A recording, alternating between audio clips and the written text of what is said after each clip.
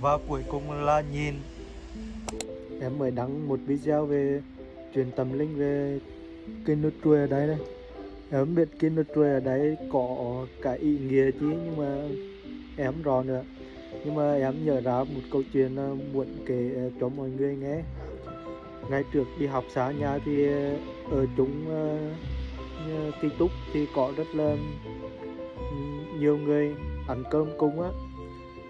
Thì lúc bữa cơm thì có một bạn kia bảo là bởi bởi một bát cơm là cơm cúng, và bởi ba bạn thì là cơm chó, còn hai bạn là cơm người ăn.